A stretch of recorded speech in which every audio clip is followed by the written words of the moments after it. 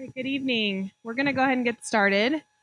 My name is Daisha Hudson, and I work with the Tobacco Education and Prevention Partnership at El Paso County Public Health. We are sponsoring tonight's event with the Communities That Care initiative, and you're going to find out more about Communities That Care later on this evening. You might notice that some of us are wearing red tonight. That's in observance of Red Ribbon Week. Ribbon Week, it's hard for me to say, is an alcohol, tobacco, and other drug and violence prevention awareness campaign that's observed every October. So it wasn't by accident that we had this event tonight. We would like to thank you for taking time out of your busy schedules to be here and learn more about how nicotine and marijuana affect the developing brain. While I'm up here, I would like to introduce to you the Tobacco Education and Prevention Partnership team. We also go by TEP. So if you're with the TEP program, if you could please stand up. Thank you. Our program works on policy level interventions throughout the community that focus on helping people quit smoking, preventing youth from starting, and protecting everyone from the dangers of secondhand smoke. Hopefully you were able to stop by our table and get some information and some little goodies to take home. But if you weren't and you have some questions, please find someone from our team before the evening is over, and we'll be happy to talk with you and answer any questions that you have. Before I introduce our first speaker, I want to take care of a few housekeeping items. I'd love for everyone to go get some more food. We have lots left. Our bathrooms are out the doors directly to the left.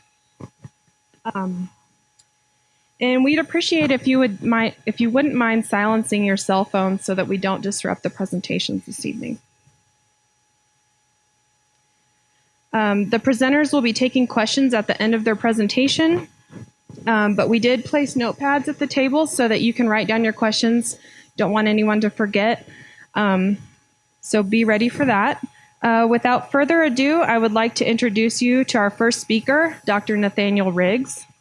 Dr. Riggs is an associate professor of human development and family studies at Colorado State University and associate professor of community and behavioral health at the Colorado School of Public Health. He is also associate editor of 2 academic journals, Prevention Science and Infant Child Development. He has published over 75 peer-reviewed journal articles and book chapters related to youth development. The topic of his talk today will focus on how recent advances in brain development can inform our understanding of substance use, misuse, and intervention. Please join me in welcoming Dr. Nathaniel Riggs. Okay, so in 2014, not too long ago, we celebrated the 50th anniversary of the initial Surgeon General's report on the dangers of tobacco use. Okay, it seems like it's been 53 years now, right? Back during that time, during that initial report, it came as somewhat of a surprise to some of those around at the time that it was as dangerous, that tobacco use is as dangerous as it really is. Okay, now we know. Now we clearly understand that tobacco use is incredibly dangerous and results in a tremendous public health, human, and economic costs that we'll talk about very briefly in here in a second. So, due in part to people in the public health field and in the prevention science area, we have seen some really nice declines, at least in the percentages of those who use tobacco products. So back in 65, about 45% of people considered themselves smokers. Today, it's about 18%, okay? Or at least in 2011, it was 18%. In 75, about 65% of 12th graders said that they had smoked at least one time. And in 2012, about 40% say that they smoked. Now, these numbers have even dropped since 2012 due to the advent of electronic cigarettes, okay? More and more young people are using electronic cigarettes as opposed to the traditional combustible cigarette products. Okay, now, these are nice changes in percentages, but what you'll see here, what you'll notice and I don't think this has a laser. Oh, it does. It has a laser. What we'll see is the actual number of smokers really hasn't decreased that much, due in large part almost exclusively to the population explosion, right? Since the 50s, we have, even though the percentages have halved, we still have, 44 or 88% of the number of smokers that we did back in the 60s, okay? So still, public health, significant public health issue. All right. Smoking still is the leading cause of preventable disease and death in the United States. Around 420,000 people die annually as a result of health consequences of tobacco products, right? That is almost exactly the size of Colorado Springs. I looked it up just about 20 minutes ago, okay? So that's every year, okay? So there'll be one premature death every 45 seconds. So while I am talking today, 80 people will have died prematurely as a result of tobacco products. And as we see, there's about a $300 billion a year economic cost to the use of tobacco products now. Almost all of this morbidity and mortality due to tobacco occurs in adults, right? We never see a young person dying of laryngeal cancer or lung cancer or COPD or anything like that, right? So why would we be at all concerned? I'm realizing I was supposed to stay within this range of these cameras here, and it's incredibly difficult for me to do that. So anyway, sorry. The vast majority of this morbidity and mortality due to tobacco products occurs during adulthood. So why are we concerned? Why would we even be concerned about adolescent use of tobacco products? Because it starts when we're kids. Absolutely. A very small percentage of smokers start when they're adults. Almost nobody starts when you're an adult. 10% of users start after the age of 18. And if you haven't started by the time you're 25, you're not going to start. Okay? It's just not going to happen. Okay, so that's one reason. Thank you. What's another reason? Brain development. Yep. So, I'm sorry, I heard. Yes, the way the brain develops? Yeah, okay. So, teens progress to dependence much quicker than adults do. Okay, so a teen will become addicted to nicotine quicker than an adult will. And both of these reasons up here have a basis in brain development and how the adolescent brain develops. Okay, so let's discuss that. So the adolescent brain is a work in progress. I don't need to tell any of you who have been parents of teens, right, that the adolescent brain is a work in progress. And I don't mean that only pejorative, but I think really the adolescent brain, as it's developing, is developing an incredible capacity for creativity and learning. The amount of creativity and learning that occurs during adolescence is amazing, all right? But the adolescent brain is also developing in ways that place it at a relative risk for initiating substance use. Okay, so here's the brain, at least the cerebral cortex, the outside part of the brain. Okay, we're going to be talking about this part of the brain a little bit today, actually quite a bit. So what we have here is the brain broken down into 4 different, what we call lobes, all right? I'll try to get through this as quickly as possible so as I don't see a lot of people nodding off, or I'll try not to bore folks. But in the back, we have the occipital lobe, important for vision, not really important for our discussion today. Here we have the parietal lobe and the temporal lobe. The parietal lobe is important for sensory motor processes, kind of finding your way through the world. And then the temporal lobe is important for language and memory. Not as important for our discussion on nicotine, but will become important when we start talking about cannabis, marijuana use. And then here we've got in the front, we'll spend a lot of time talking about the prefrontal cortex, or the frontal cortex, and specifically this area of the brain right here, rather large part of the brain, which is the prefrontal cortex. All right. Now, one of the things to remember about the brain and how it develops is that it develops from back to front, okay? From the occipital lobe to the prefrontal cortex, all right? And of interest, and for today's conversation, is that prefrontal cortex does not stop developing until How old? Yeah, early to mid-20s, 20, 25 years of age. Okay? All right. And that has implications for youth substance use. So what's so special about this prefrontal cortex? Why are we concerned about it? And why are we interested in it? It's the home of what we call executive function. Has anybody here heard of the term executive function? Nice. Okay, a couple. Seen some head nods. Okay, all right.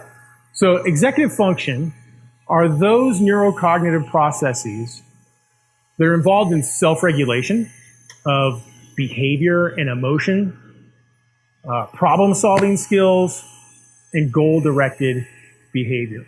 All right, they're the neurocognitive processes that essentially make us most human, make us able to solve problems within a social context, so we can regulate our emotions, regulate our behavior, make healthy decisions. All right. Now, there's not a real agreed upon framework for what executive function is, but the three primary executive functions that most folks talk about are inhibitory control. That's a big one for our conversation today. It's the ability to inhibit impulsive behavior. We've got working memory, which is the ability to retain information online, kind of in a working, so that you can manipulate it in the present moment. And then attention shifting, sometimes it's called cognitive flexibility, the ability to shift your attention fluidly from one stimulus to the next. Okay? So those are executive functions kind of defined. I prefer to use my kids as examples of what I'm trying to get across here. So here's my favorite example of inhibitory control. So this is my son Owen when he was 2 years old. Owen is now 7. All right. This is his second Christmas. And when this picture was taken as he rounded a corner after my wife and I had put up this Christmas tree, right? And he was experiencing this Christmas tree for the first time that he could, really make sense out of it. And it has all these, tchotchkes and bright, shiny lights and everything that little kids just love, including this little angel up here, about a third of the way up the Christmas tree, which you can see he wants with every impulsive fiber in his brain to reach up there with his left hand and yank that thing right out of the tree, right? But as the well-inhibited young 2-year-old that Owen was and still is as a 7-year-old, you see he pulls that hand down, makes the healthy decision, as evidenced by the fact that he didn't pull that Christmas tree on top of himself, right? And Dad would have been in big trouble too with Mom if he had pulled that thing on top of himself and Dad had not intervened and was taking pictures instead. So, but what you do see is you see his right hand, right? His left hand comes down, but his right hand still wants to reach up there and grab that thing out of there. Okay? So that's my son Owen at 2 years of age. This is my son Grayson, my second son at 2 years of age, and you see in every frame here he has pulled off a different ornament off of the Christmas tree. Okay? This is my favorite example of disinhibitory control, right? Or the lack of inhibitory control. We have to cut him a little bit of slack. He's a couple months younger than Owen was at this age. But what we're hoping for here, and Grayson has plenty of years to develop that inhibitory control, that prefrontal cortex development. We're hoping that this disinhibitory control doesn't turn into this disinhibitory control or this disinhibitory control as Grayson gets older and develops into a teenager. Okay? All right. Now again, this prefrontal cortical development really goes through these really rapid phases of growth between about 5 and 13 years of age, continues into early 20s. But then there's this process of sculpting and molding that we call pruning. It's basically the brain strengthening nerve fibers and really strengthening those neural pathways. And what happens during that time, the reason why this is going from red and yellow down to blue is we're actually seeing decreases in the number of brain cells. Okay, and that's normal, kind of counterintuitive. What we want to see is these nice decreases in the number of brain cells as the ones that are used are retained and the ones that aren't used are sloughed off. The brain saves energy that way, and it's just strengthening those connections that are existing and losing those. It's the use it or lose it principle, right? So if kids are reading a lot, they're actively engaged in physical activity, it's those neurons, those pathways that are connecting within the brain. If young people are doing other things that are less healthy, including substance use, it's those neural pathways that are retained. Okay? All right. So, what are the implications of this late prefrontal cortical development? The main implication is that teens are more susceptible to risky behavior in general, but specific to our conversation today, using substances. All right? And this is due to a couple of different things. Adolescents do not yet have an adult capacity. Right? It's developing, it's getting stronger every day, but they don't have yet the adult capacity to resist risky and impulsive behavior. That prefrontal cortex is not as good at controlling the impulsive motivation centers of the brain that we'll talk about in a second. This is especially true in the presence of peers. Okay? So take the example of teen driving. Teens are pretty good drivers when they're driving by themselves. It's when you put the peers in the car with them that they tend to be a little bit more risky, right? And that runs across risk behaviors. The second is that teens have a less refined capacity to process and interpret strong emotions. So those emotion centers of the brain are fully developed, right? The capacity to feel anxiety and sadness and happiness, that's all adult-like, okay? But the ability to regulate those emotions, due in large part to the functional immaturity of the prefrontal cortex, just isn't quite there yet. And so teens are at risk for using outside substances to modulate those emotional experiences. Okay? All right. So the tobacco industry knows this, right? And as much as they can get away with, which thankfully is less than they could in the past, they do target kids. All right? Still, each day in the U.S., more than 3,200 youth less than 18 years of age smoke their first cigarette. And this is 200 more than the number of smokers who die or quit each day. So the tobacco industry, is still a growth industry.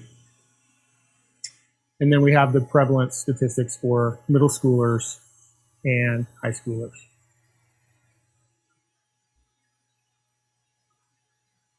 So that's the prefrontal cortex and how it's related to initiation of substance use, specifically tobacco use. So what happens then once a young person initiates that use? What happens to the brain when someone inhales nicotine? Right? Now, these chemical processes are the same whether it is a traditional tobacco, combustible tobacco product, like a cigarette. They're the same if it's an electronic cigarette, at least insofar as that it contains nicotine and some carcinogens. And it's the same if it's hookah, which is something that is on the increase in prevalence with teens as well. So you can really replace this with an electronic cigarette or hookah here. The only real difference for the conversation today is that there are different carcinogenic profiles among the different products. So hookah has a different carcinogenic profile than traditional combustible tobacco product, and electronic cigarettes, same with them. They just have fewer carcinogens. So once you inhale that nicotine and those carcinogens, they're inhaled and eventually make it through the heart, into the lungs, and in the lungs and in the bloodstream. And some of that makes its way all the way up to the brain and crosses what we call the blood-brain barrier. The brain is usually pretty good at keeping toxins out of it, not so much when it comes to nicotine. And there's a part of the brain that nicotine just loves to attach to. All right? And this is what we'll generally refer to as the reward system of the brain. So that's deep inside the brain, underneath all of the cerebral cortex. Okay. So when the nicotine hits the brain, and this is going to sound like we're kind of getting into the weeds here a little bit, but it's important. So stick with me.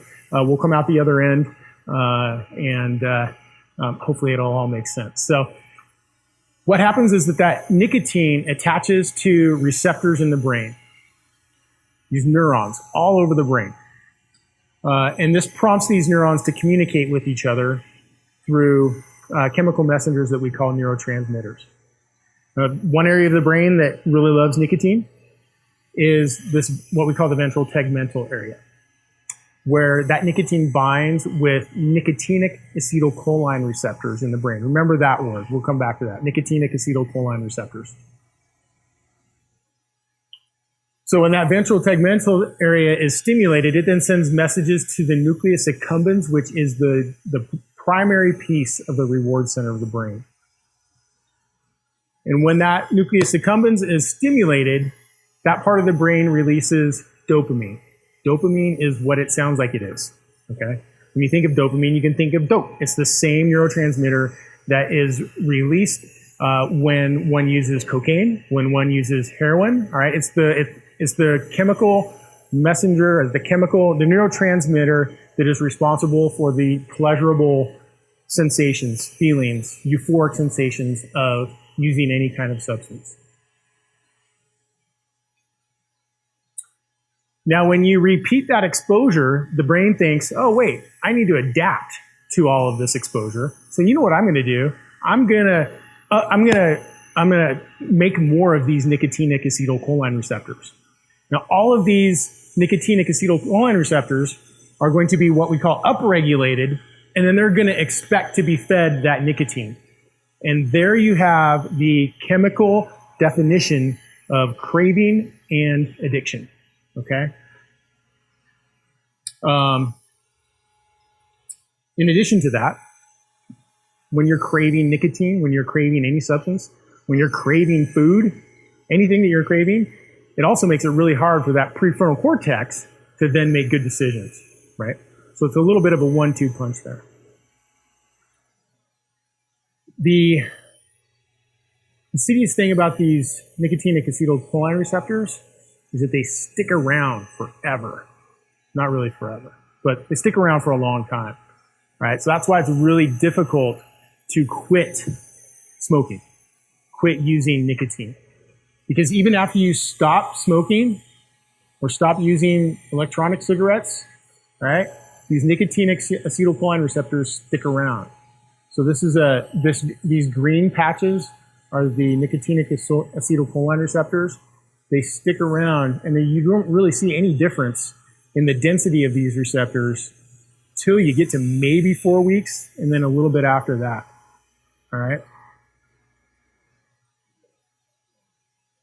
So and so this is 6 to 12 weeks later. You see maybe what kind of looks like a approaching baseline, but it's not really entirely clear whether or not the brain goes back to baseline ever, right? We don't know quite yet if the nicotinic acetylcholine receptors downregulate to a place where it was before initiation of nicotine use.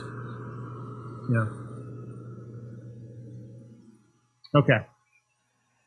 Now here's the real 1-2 punch, is that nicotine has a direct effect. Those neurotoxic effects of nicotine have a direct effect on stunting prefrontal cortical development. All right, so there's a direct assault of those nicotinic of that nicotine on the blood flow in the prefrontal cortex, all right, which can make that prefrontal cortex less active, which, as we know, contributes to decreases in executive function and problem-solving skills. But it doesn't stop there. So this gateway hypothesis has been a much debated hypothesis.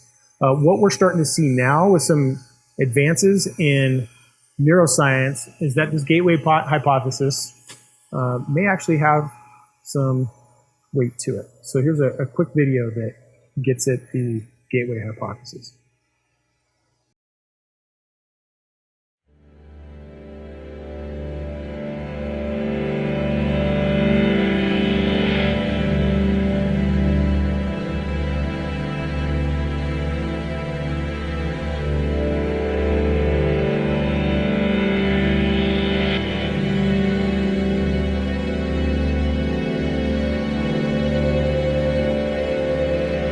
In the history of science, often the most interesting problems emerge at the interface between different disciplines.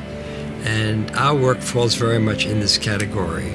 The study represents an attempt to bridge between epidemiological studies in people and biological studies in experimental animals, particularly in mice. What you find in the human population, that there is a unidirectional order in which, for instance, 97% of cocaine users have smoked before they started using cocaine.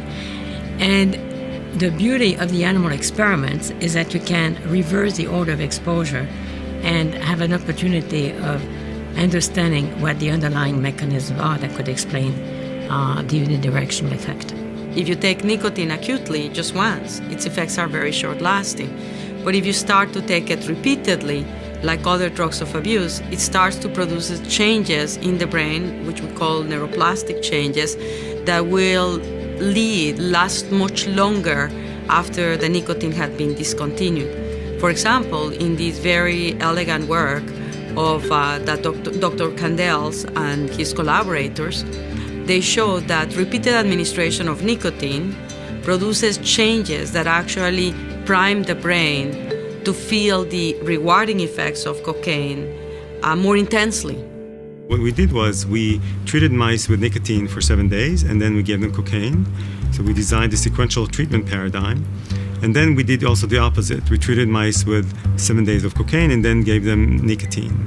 Typically what happens when a mouse is injected with cocaine, it starts to run around a lot, and then if it's given cocaine again and again for the next several days, it would run around even more and more. But then when you give nicotine first for 7 days and then you give cocaine, the mouse would run around a lot more than if it just got cocaine by itself. So somehow nicotine was able to sensitize the mouse to cocaine. And then we looked in electrophysiology, we measured electrical currents in the rewarding area in the brain.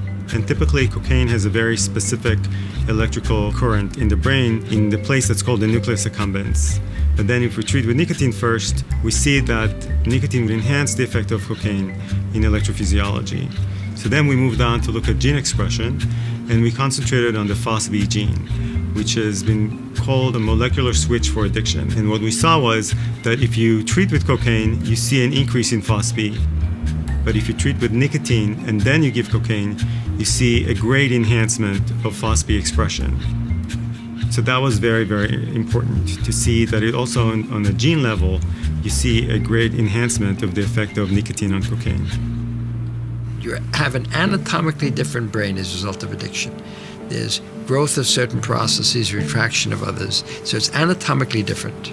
These findings really reiterate how important it is to never start smoking to begin with.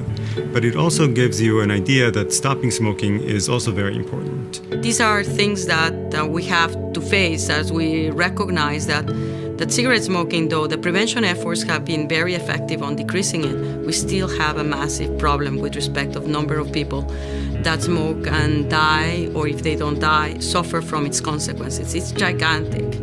And every day we have new people starting to smoke. And that needs not be. There was no cigarette smoking addiction at the beginning of the 20th century, none. So stopping nicotine usage is doubly important. And it has tremendous public health significance.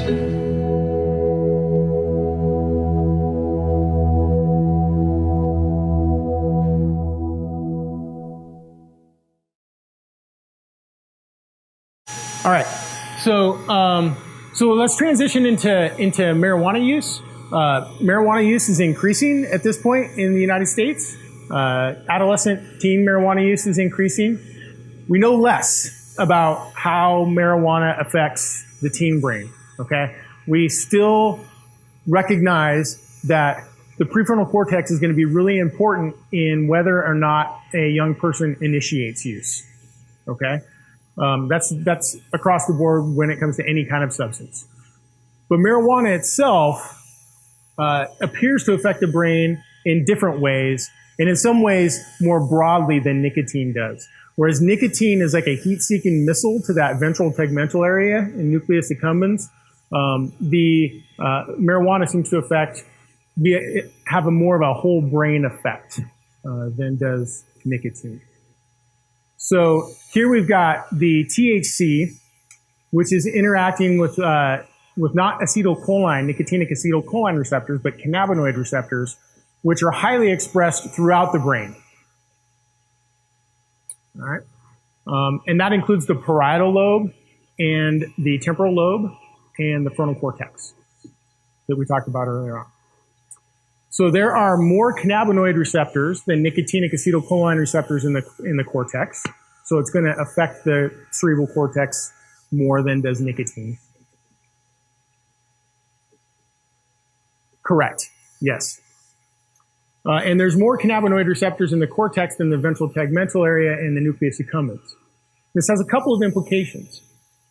All right. One is that since the ventral tegmental area, the ventral tegmental area and the nucleus accumbens are the addiction centers, reward centers of the brain, marijuana may be less physiologically addictive than is nicotine. That's not saying much, though. I mean, nicotine is one of the most, if not the most addictive substance that we didn't create nicotine. We created the delivery mechanisms for nicotine. But nicotine is one of the most addictive substances known. Right? Cannabis, marijuana may be less physiologically addictive. We don't know so much about psychologically or emotionally addictive. We do know that, or we do think that it might be more likely than nicotine to lead to decreases in IQ, memory, and executive function. Okay, because those cannabinoid receptors are expressed throughout the cerebral cortex, right? That marijuana will bind with those receptors and can lead to decreased IQ. There have been a couple of really nicely designed studies that have followed participants basically from birth until adult age. And those that start using marijuana early and often, there are two of them. The differences between heavy users and non-users are about 6 to 8 IQ points. And we've seen differences between heavy users and non-users in executive function, specifically inhibitory control and working memory. Okay. Sure.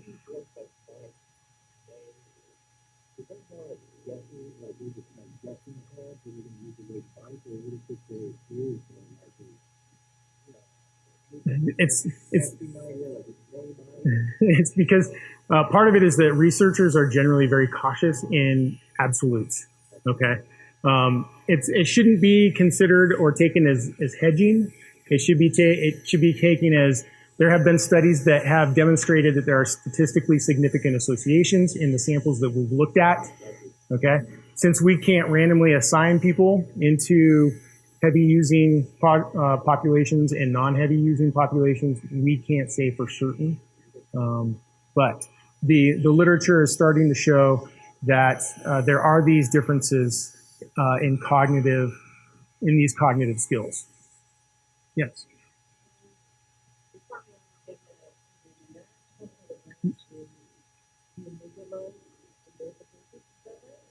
So the amygdala and the hippocampus are more primitive, they're not the prefrontal cortex or the temporal lobe areas of the brain, but they're all a part of this limbic system that's related to emotion and reward. And that's why I'm wondering that the same way that trauma is kind of reported, you have criminal outcomes and things like coaching and things like that. There too, if there is some trauma-informed outcome that we have in regards to capabilities, why it is that that's a good Mm-hmm. that is a piece of that brain having a brain function. Mm-hmm. Yeah. Trauma is the effects of trauma on the relationship between brain development and substance use is something that isn't a specific area of my expertise. But yes, trauma can affect areas of the brain that are all part of that functional integration between the prefrontal cortex of the brain and these, I hate to use the word lower level, but more basic areas of the brain like the nucleus accumbens and the amygdala and the hippocampus. Yeah. Mm-hmm.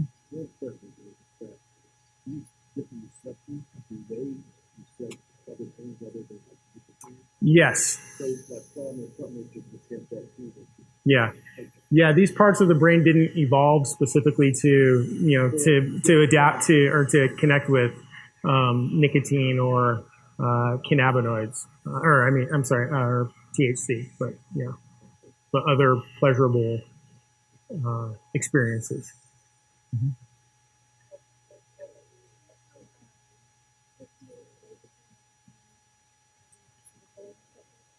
Mm-hmm. So yeah, correct. So there's upregulation of those receptors too with repeated use. Sure. I said that I was going to do that and then didn't. The question was, is there also upregulation of cannabinoid receptors with repeated exposure? And yes, there is. Uh-huh.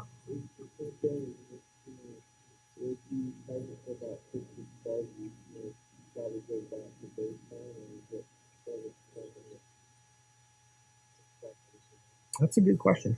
I know that that THC stays in your system longer than does nicotine, but the length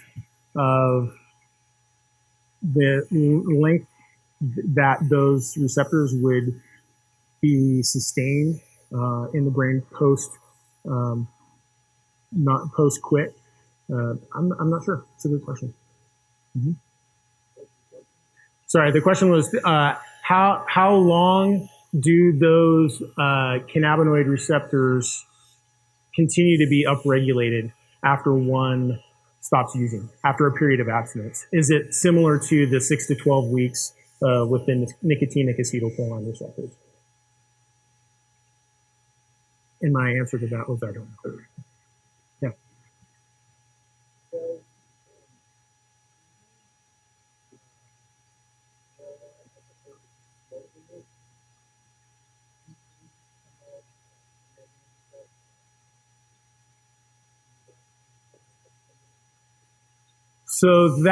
Yeah. So that's going to be metabolized. The different ways that you consume it are going to be metabolized in different ways, right? So that those cannabinoids will then go through the stomach as opposed to the lungs.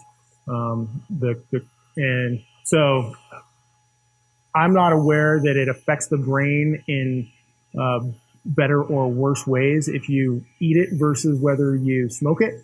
But that's a good question. I don't know that there's been a ton of work that's been done on that.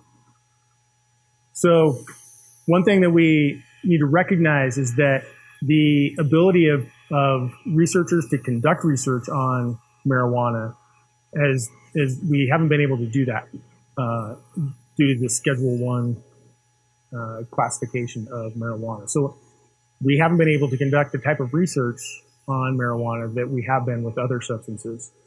So it might be an argument to, among others, to remove marijuana from a Schedule 1 substance. Yeah.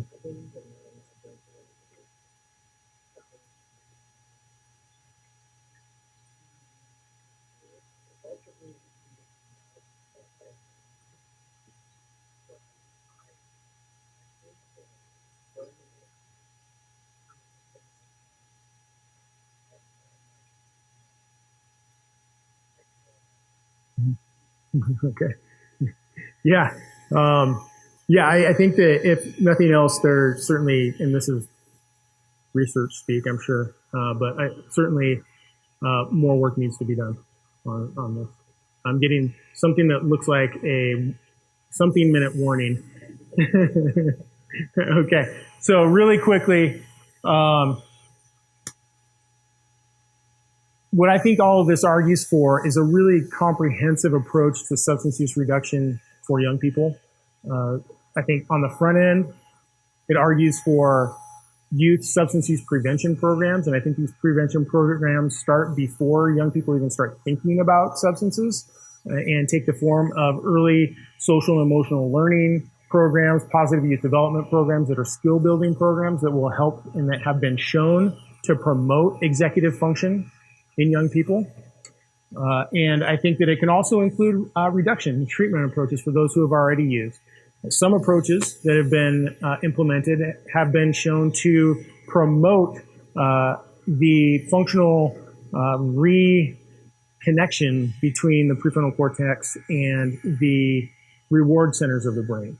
So some interventions, some treatment programs that include mindfulness-based approaches, usually coupled with some sort of cognitive behavioral therapy in adults. It can be coupled with social and emotional learning programs for young people, can re-engage that prefrontal cortical control over those reward centers of the brain that have been strengthened by repeated use. And then another approach that I've developed and tested at CSU is a social norms intervention for heavy users. So heavy users in this study were defined by those who used on average at least 5 times a week. And we know that that's associated with academic problems, dropout, that kind of stuff for academic performance. These social norms and interventions take the form of, it basically capitalizes on correcting misperceptions of the prevalence of use in a community. So young people and even adults overestimate the prevalence of substance use in the community. And being able to correct those social norms, those perceptions, those misperceptions, has been shown to reduce heavy alcohol use. And then we just adapted this to marijuana use at CSU and showed that this approach was able to reduce heavy use among college students compared to a healthy stress management comparison group. So that might be an approach that could be adapted downwards towards high school age students as well. So I think that's about it. And since I got the 5-minute warning, I will just let you read the summary. And if there's maybe a couple more questions, I'd be happy to answer.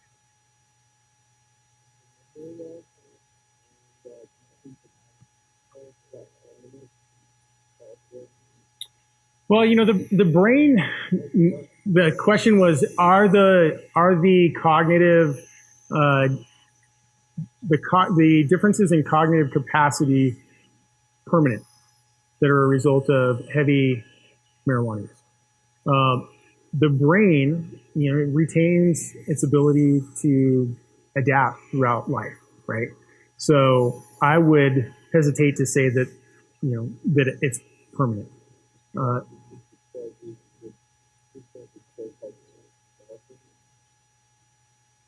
Yeah, sorry. So those differences have been maintained or sustained as long as those participants have been followed up. Those participants are still being followed up. But I think that the take-home message is that the brain continues to adapt and the brain can continue to recover. And so I wouldn't say that it's quite permanent. I can't say that it is permanent. Mm-hmm. So, with everybody growing it and kind of creating their own stuff, there really is no measurement on how much this is put in and how much that is.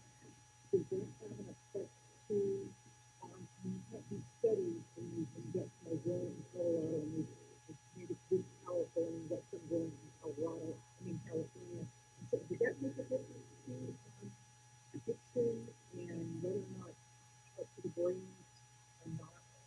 Does that make a difference? Yeah. So the potency? Yeah. So the more potent a product is going to be, the more addictive it will be, right? But so I think a second piece of that was that it's hard to measure because there aren't any really good standardized measures of potency. Although the industry seems to have, they have their potency THC content in for their part. Sorry, I'm not being very articulate in that response, but yeah. Mm-hmm. Mm-hmm.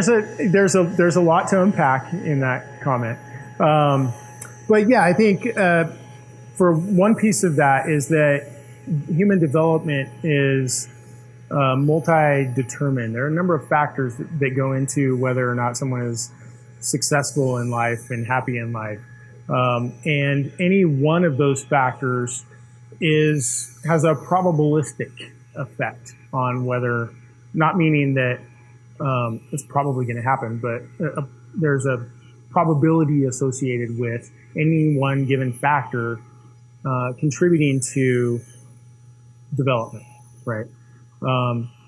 Heavy marijuana use is one of those factors that may result or may contribute to what we would consider poor developmental outcomes in some people, maybe not in other people, right? And so what we try to do, at least in public health, is to look at this kind of at a population level and say, probabilistically, what does this look like? What does this picture paint, right? Mm-hmm.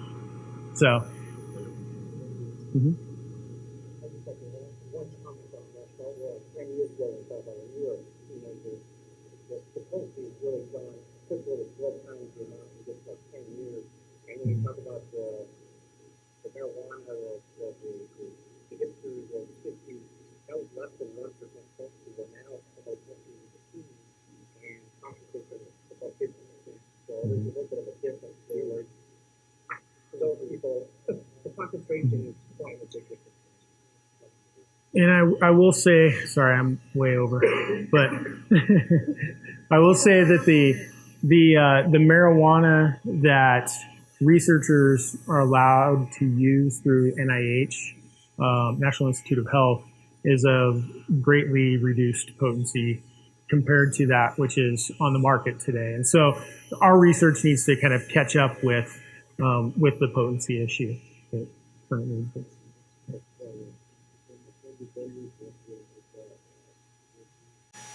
All right. So thank you again. I really enjoy these kind of things. And so if you'd like to engage further, got my email up there. Okay, thanks. I did, yes. Sorry.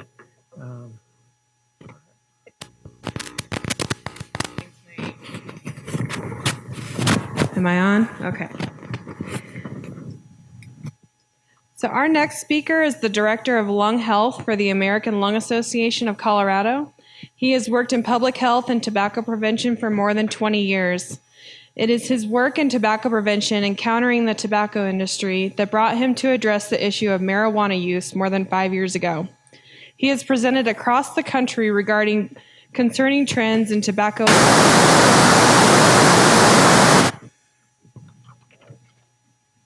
And we are certainly glad to have him here tonight.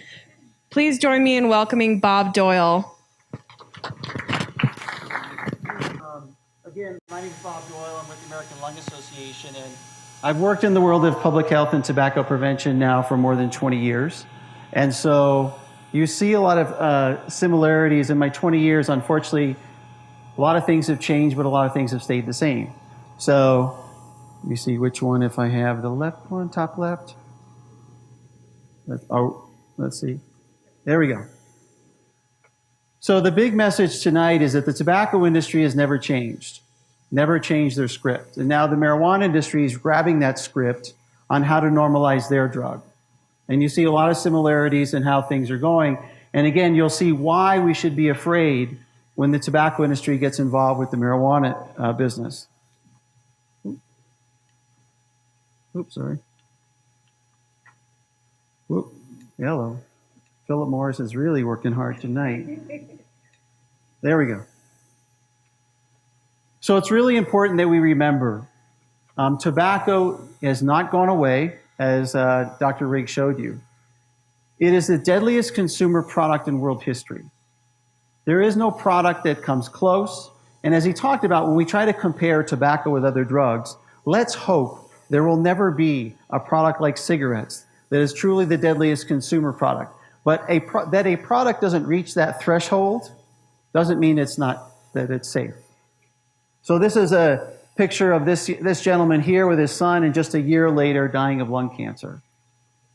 If you want to look at, when you saw in that video, when they talked about the early 1900s, tobacco use was for women was not socially acceptable. Look at the track of lung cancer in men and women and watch it, how it surpassed breast cancer. But you'll see in the early 1900s, smoking by women wasn't socially acceptable. As the industry targeted them, commercialized it, we saw lung cancer skyrocket and surpass breast cancer as the #1 cancer killer of both men and women. Come on. There we go. Back one more. One more. Okay. This is an answer to some of your questions about science. The most important thing we can realize is that science is a process. So the question is, can we associate e-cigarette use, for example, with lung cancer? Nope. Marijuana use, lung cancer? Nope. Science, does it mean it won't happen? No. But what this shows is, this is what we thought the diseases were for smoking in 1964. 50 years later, this is what we know now the disease is caused by smoking. Science is a process. We start with association and move to causation. Causation is a very high bar, and it should be, for us to say that something causes something. But for us in the public health community, we have to be concerned about things that we see from products, and we warn the people about those concerns. This is another reason we need to be concerned. I always tell people, if you think you're going to be safer, your children will be safer when Philip Morris gets marijuana, you are kidding yourself. The cigarette is the most carefully engineered product in the world. Addiction can be inherent in the plant. What the tobacco companies did is gave that plant to scientists, and they said, make it better. I want more use out of that product. So how did they do that? They added menthol. Menthol reacts with the head and neck sensory mechanisms of a new user being kids. They realized, of course, smokers would have a bad first experience. So what do? They put menthol in there. What is the #1 flavor used by kids in cigarettes? Menthol. It's not an accident. They put ammonia in cigarettes to make nicotine get to the brain even faster. So again, that's something we have to be concerned about. Of what the future holds is that the goal of these industries is to sell product. I sell product through addiction. That's how I get people to use it more, and they buy more. So this again is a wonderful graphic on how the industry has changed and manipulate nicotine levels in the product.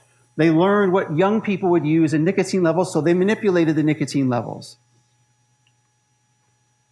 So this is the tobacco use rates we see in our, I'll stay on time here. So these are our tobacco use rates we see, and this is high school kids, the Healthy Kids Survey. So you'll see disparities exist between populations. And that's something we've seen that keeps on going and going. We have to be very concerned about. And it's so this is tobacco use. When we say tobacco use, we mean all forms. E-cigarettes, cigarettes, chew tobacco, little cigars. This is the whole picture.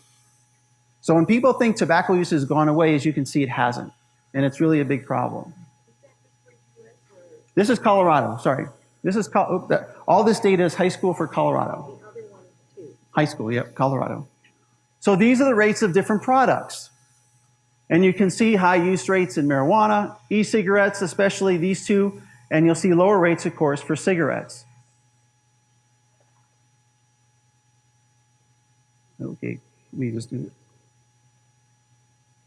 So this is really important. Have you all ever seen that video of the child who was smoking? He was 2 years old. He was a chain smoker. He's a child in Indonesia. And this is him at the age of 7 now, tobacco-free. This was in CNN's website about a month and a half ago.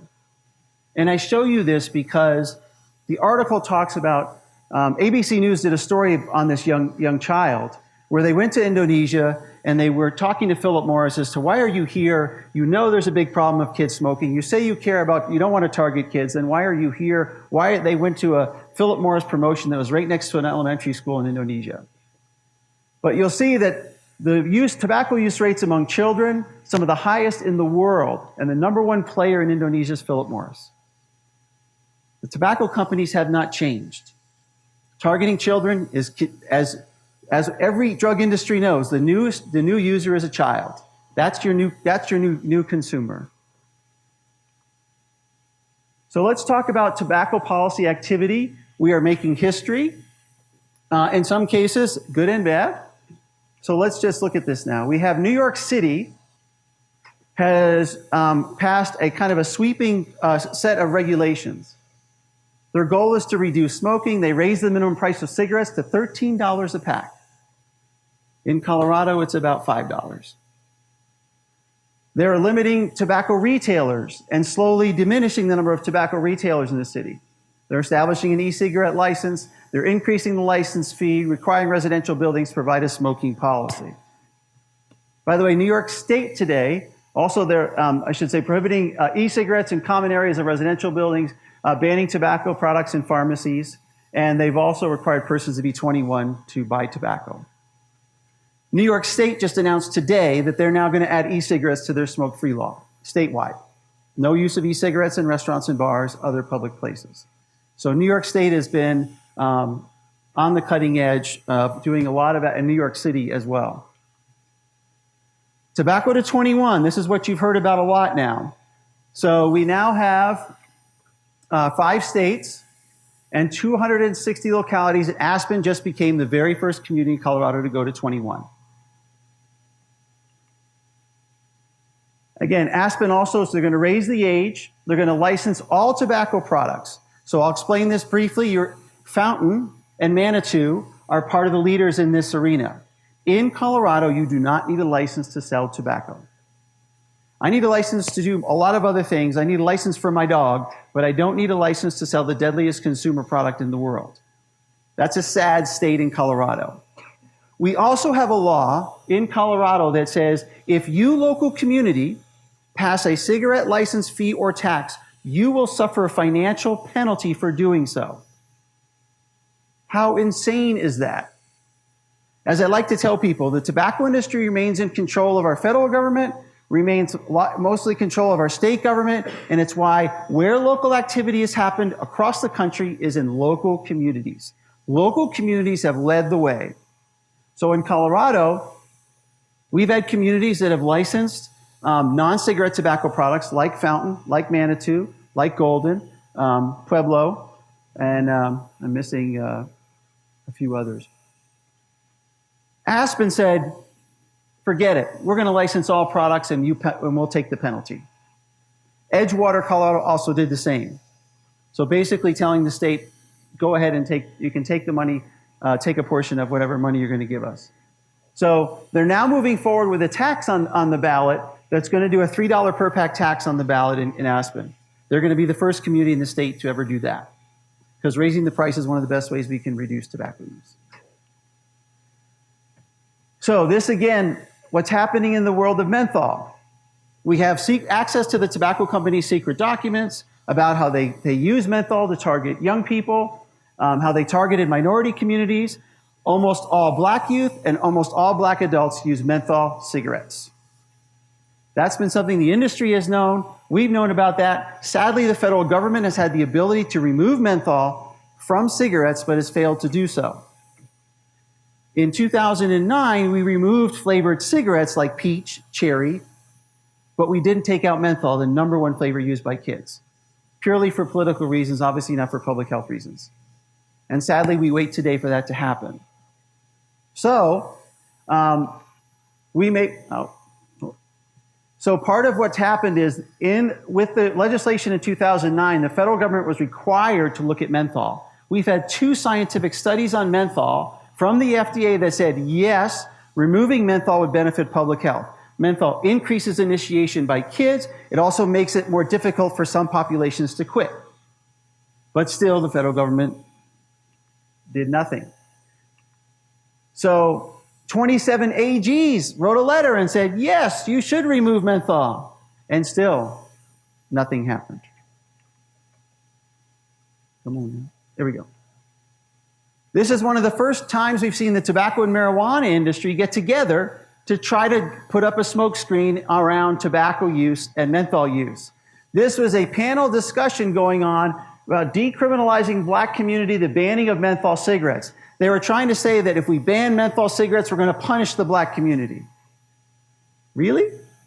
Menthol's been helping the black community? And part of that was the Drug Policy Alliance, one of the leaders of the legalization movement across the country. Now, there's a name you don't see on here. R.J. Reynolds Tobacco was the sponsor of that event. Thankfully, a good reporter in Minnesota did some digging and found that out. But here they were trying to stop the banning of menthol under the guise of social justice. We are not helping the black community by having menthol products. So this is the lengths where we're starting to see, this is one of the first where we've seen a large industries get together. San Francisco now became the first community to ban all flavors, including menthol. So they're now fighting that battle right now. Not surprisingly, R.J. Reynolds has put a ballot measure on the ballot in San Francisco in November to try to stop this. But great news for San Francisco, they took a step forward. Again, local communities leading the way. Let's see, won't go. The bottom line here, the takeaway message was that the FDA is trying to propose regulations around little cigars, around e-cigarettes, because we banned flavors in cigarettes. We didn't ban flavors in little cigars, in liquid nicotine. So all of those can come in bubblegum, grape, cherry, you name it. Those all still exist. And the bottom line here is the federal government's punting right now, and they're not going to do a whole lot. So, state and local smoke-free laws with e-cigarettes.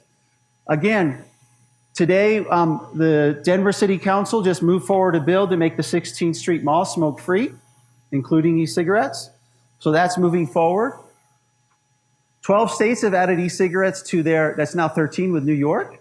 660 localities in the U.S. have added e-cigarettes to their local smoke-free laws. 18 in Colorado. The model, if you will, is Fort Collins. In Fort Collins, you cannot use tobacco, you can't smoke, you can't use an e-cigarette in all indoor public places, bars and restaurants, patios, outdoor spaces, open spaces, public places, parks. So, smoke-free outdoor areas, you have more and more that, again, the trend is continuing across the nation and in states. Oops, sorry. And a lot of it, let me see if I can get back here. So again, part of the movement we're seeing around e-cigarettes, you'll see too, is around the issue of flavors, which we talked about. But again, as you all know, they come in a variety of kid flavors. We have a growing e-cigarette and marijuana vaping industry. And so this should be a concern for all of us. Again, they come in a whole host of flavors. These are e-cigarettes coming in a whole device. This is the marijuana vaping industry. Snoop Dogg has his own line. Importantly, High Times magazine talked about them being a stealthy way for consumers to conceal marijuana use. So that's a danger for people. If there are people using them in public places, persons won't know. Unfortunately, you can go online and you can see for our concerns about young people is not only that the ability for me to use different drugs in my electronic smoking device, you can go online and see how spice is used, which is an illegal synthetic form of marijuana. So there's a lot of concerns around the use of the devices. Rolling Stone calls them the iPod of getting baked, producing a scentless vapor easy to hit in the bathroom and on the street. I think all of you were in a high school, which some of you, if you worked with high school students, you know, they'll tell you about kids sitting in class. I can go to the bathroom, take a hit of hash oil, and go back and sit down. And you don't know. And hash oil being that high potency marijuana. Again, the difference being, of course, when I was young, if you were using marijuana, people were smoking a bong, a pipe, or a joint. And you're not concealing that from many people.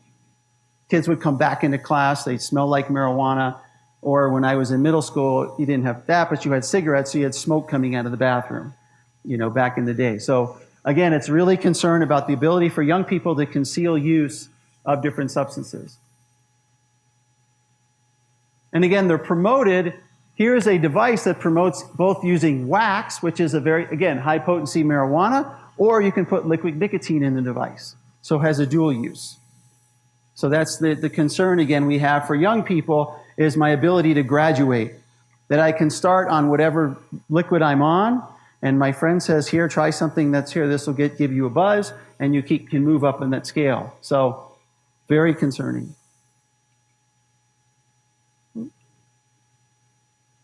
Again, this is what the black market used to look like. This is now what commercialized marijuana looks like.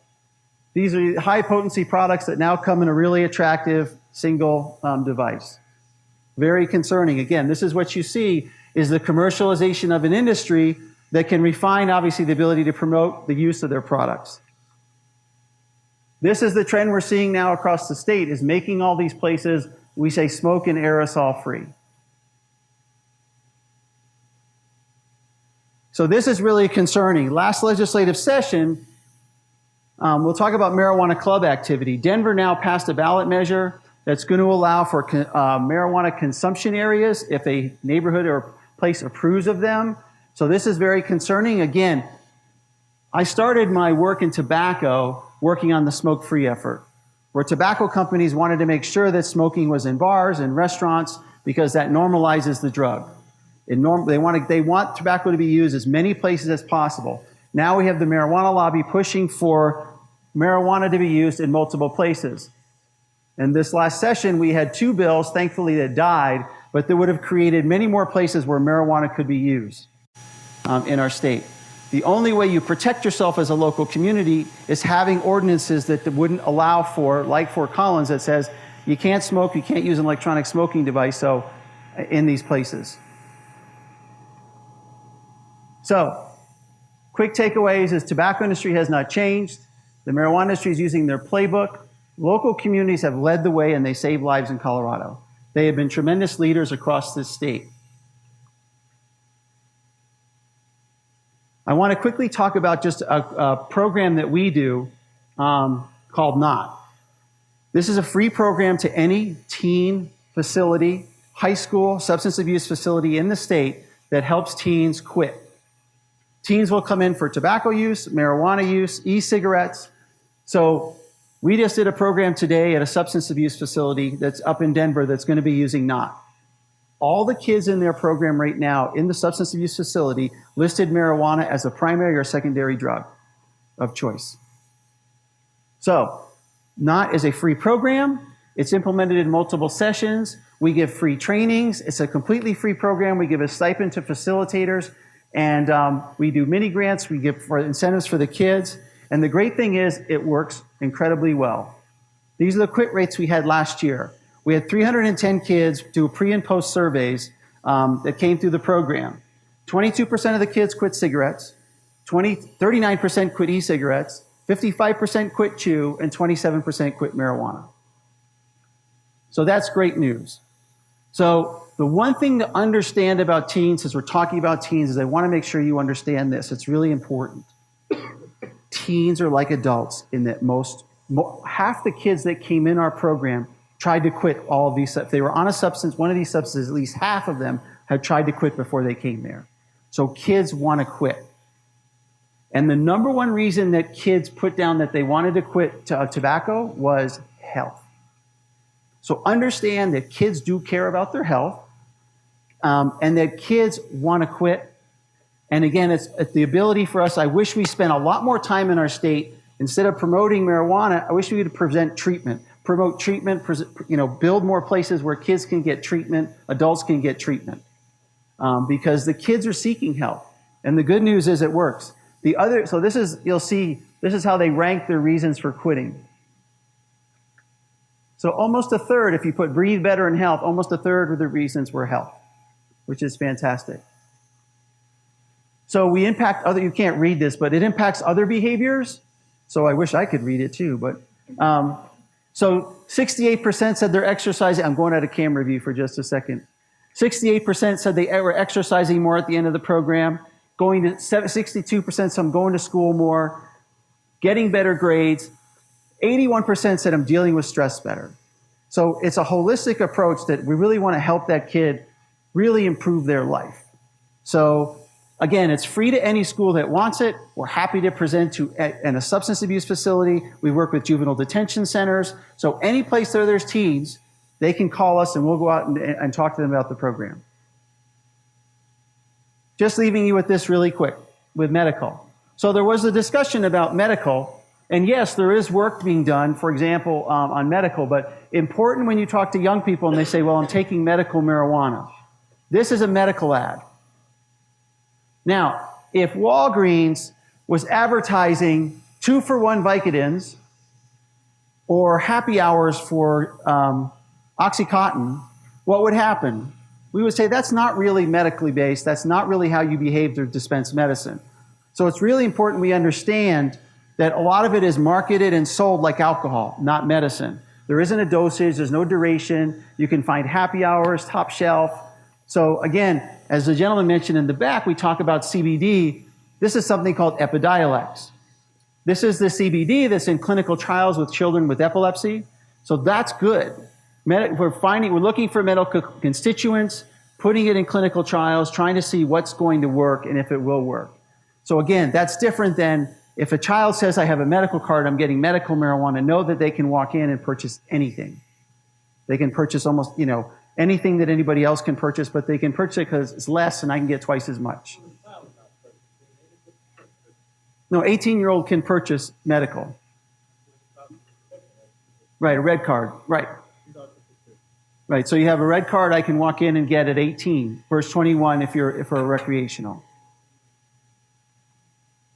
So again, this is also an industry that you just want to be aware of, is the concealment industry. Not new for those of us who've been working if you've worked in substance abuse. The use of people, principals will talk about that they're able to conceal, products and different things. So these are, promoted as safes because people do conceal money in these. But in schools, you'll find that kids using them to conceal substances.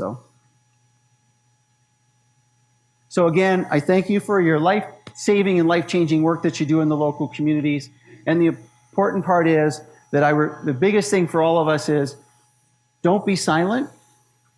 Be out there, be an advocate, help change your community, because it's the community members that lead the direction. They can lead our state.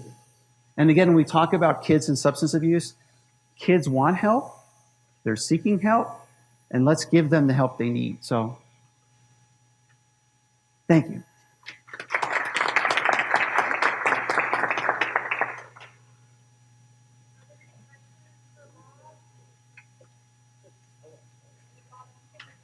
Yeah. You think that comparing tobacco that proven to kill 500,000 people a year with marijuana, that when you look up how many deaths of marijuana in 2016 was not an answer, because there's no death. And we're comparing tobacco to marijuana when it's not apples and oranges on the true effects of their health. Yeah, so that goes back to that chart I showed you. When you talk about, as Dr. Riggs talked about, we talk about the process of science. Another example, University of California, San Francisco just did a study with lab animals that showed just 1 minute of exposure to marijuana smoke limited blood flow to the heart. Can I say it causes heart disease? No. But do I have reason to be concerned about that? Yes. So when you look for it, the key is to look for those issues about what we look in research, we look for problems. When you smoke marijuana, you're getting poisonous and cancer-causing chemicals in your system. Is that desirable? No. And so part of what we work on is, that's part of our goal is to educate people about that process of science and how that process works. And the industry exploits those gaps in science to say, well, we don't know. There's absolutely, as he mentioned, there's a lot more data on tobacco. No question. All drugs are different in dependency. Let's look at adult use in Colorado. In marijuana use, 1/3 of our adults are using every day. That's high. Also, you know what we see? We see the same disparities that we see in smoking. We have higher use rates in tobacco for low-income adults, black adults, gay and lesbian adults. In marijuana use, I got higher rates for low-income adults, gay and lesbian adults, black adults. So part of this is not only that, we're seeing the same disparities fall on those communities that are being impacted by tobacco. So we do one more question? Okay. I was going to mention too, I thought too that Philip Morris didn't smoke. Isn't that correct? The Marlboro Man. Oh. So the Marlboro Man, Marlboro men have died from lung cancer. Yeah. So there's a whole documentary on the death of the Marlboro Man. I remember what I was going to say. Root causes. I think we're talking about what the tobacco industry is doing, that sort of thing. I'm interested in maybe too, so that we really have a good depth of understanding of it. Efforts too by the tobacco industry get in the way of what I still object to the word prevention, but in a way of effort by communities. Oh. Thank you. Where is that and what are So it's a great, we have access to all their secret documents. So the industry goes to every effort to stop any effort that's going to reduce tobacco use among kids or adults. Example one, tobacco companies developed youth education materials, and they still market it to this day. It's marketed to schools. The secret documents show, guess what? That wasn't about preventing kids. That was about preventing local policy that was going to be directed at tobacco. So that shows the industry, they set up false front groups. In Colorado, they had a person posing as a graduate student go to the Fort Collins Coalition meeting that was working on smoke-free efforts. They go to every effort. They work to derail funding to tobacco prevention programs. They'll work to get legislatures to divert funding away from tobacco prevention programs. They will do everything possible to stop you from trying to reduce tobacco use, regardless if it's for kids or adults. And so it's scary that they will, but it still goes on to this day.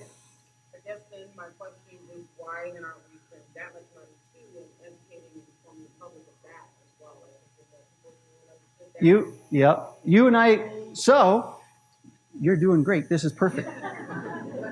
So starting in November, so the tobacco companies were found guilty under the RICO Act by the federal government. The RICO Act is the racketeering act we used to shut down the mob.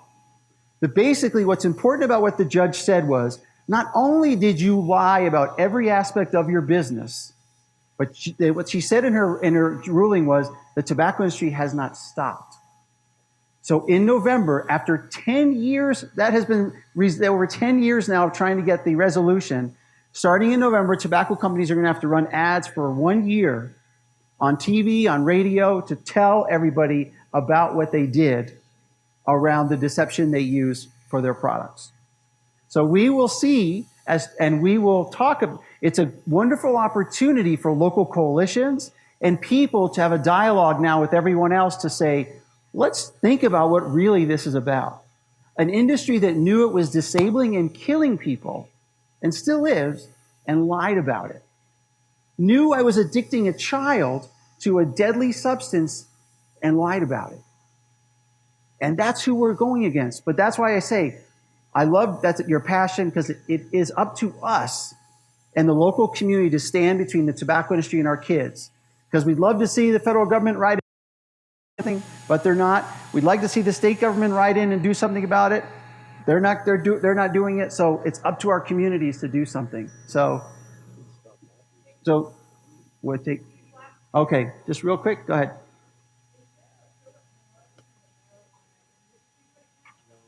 No, there's no fill. The industry's not in the tobacco companies are not yet in the marijuana business. So they're, except for what you saw there, R.J. Reynolds kind of collaborating on some policy issues around menthol. So, right. What you want, yeah. The bottom line is, as I tell people, I've worked in communities across the country, different states, low income, middle income, upper income.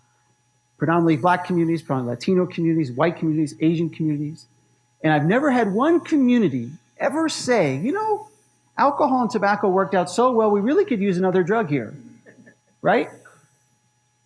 These communities, that's what it's important for us, again, to be the voices in the community. So one more question. The Gazette had reported that because of the approval of recreational marijuana, that there were more accidents. Do you feel there's a correlation between? Well, you have more marijuana positive auto fatalities. So that's what the data will show. So the question is, that's happened since we legalized. So the question is, what's the implications? So going back to the question that marijuana doesn't kill, right? It does. Right. Right. So we know that's the issue of impairment. And what people will say is, well, we don't know that actually it was marijuana that caused the person to drive off the road. So that's a difficult thing. But again, impairment is an important issue. And that's what's important for all of us to know for marijuana and also with marijuana with alcohol. So it's really important. So that's what, and I leave you with just the last piece was that, and we saw this firsthand, my wife that last summer driving home came across an accident, a young woman on the side of the road with her leg severed. The gentleman, the car is in the middle of the road and the driver's over here. She died, 27 years old, leaves behind a daughter. And again, he had both marijuana and alcohol in his system and used marijuana. Then he went out and they went to a bar and then he drove. So what can you say caused that? I know, but impairment is an important issue that we all should be talking about as well. So thank you all. I will turn it back over to Lisa. So we're at the end of our evening, but I do want to invite Taryn Bailey with the Communities That Care up to give you some more information about that initiative. And just quickly, I want to thank you from the TEP team for coming tonight and being here and learning about this. And Bob's right, it's really our local community that's going to be able to make these impacts. And so I really appreciate you taking the time to be here tonight.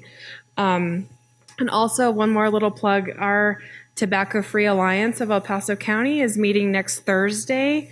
And if you'd like more information, you can grab one of our business cards at the table out front. Thank you. Here's Taryn Bailey. Thank you. The tiniest microphone in the whole world. All right, so this is why I go last, because then I only have 2 minutes to quickly tell you what we're about. So in interest of being respectful of everyone's time, I'll just take a couple of minutes. I do want to thank Widefield School District 3 for hosting us tonight here at Mesa Ridge High School. We do appreciate having the space to have this event. I do want to say in your folders is an evaluation, and we very much appreciate you filling that out and leaving it on the table so that we can get some feedback and information about our events and find out ways we can improve and hopefully learn a little bit about what you learned here this evening. So really, again, thank you for spending part of your evening with us. Your time is very valuable, and we do appreciate that. So at El Paso County Public Health, our youth programs focus on promoting healthy youth behaviors and development to improve lifelong health outcomes. We are committed to collaborating with community members from a wide range of disciplines to support our youth initiatives, and our efforts are focused on prevention, policy, and systems change. So you heard already a little bit about what our TEP program is doing, and I wanted to close with a short description of the grant that I oversee, which is called Communities That Care, otherwise known as CTC. So CTC is a proven system currently being implemented in 46 communities across the state of Colorado, specifically to address the underage use or abuse of substances and to delay initiation and reduce current use of marijuana, alcohol, and opioids among middle and or high school students. Our work here in El Paso County is currently focused in the Fountain Valley community, and our partnership includes the engagement of individuals from law enforcement, city and county government, the faith community, Whitefield School District 3, and Fountain Fort Carson School District 8, healthcare, parents, youth, and so many more. So I highly encourage you all consider joining one or more of our youth advocacy initiatives and help us create a thriving community where every person has the opportunity to achieve optimal health. So members of the El Paso County Public Health team will be around for a short time after tonight's presentations to answer any additional questions you may have about how you can become involved with our community initiatives. We do have a resource table located outside these doors. We will open these back up once we're finished. So on the resource table, we have some things that you can take, some goodies that you can take from the tobacco education program. We also have some flyers and information about marijuana use, about how to talk to youth about substance use and that type of thing. So I encourage you to check that out. And tonight's presentation was filmed and will be available on the El Paso County Public Health's website very soon. So again, if you'll fill out your evaluations, please feel free to take some food home with you, seriously. And we thank you so much for your time and being here this evening.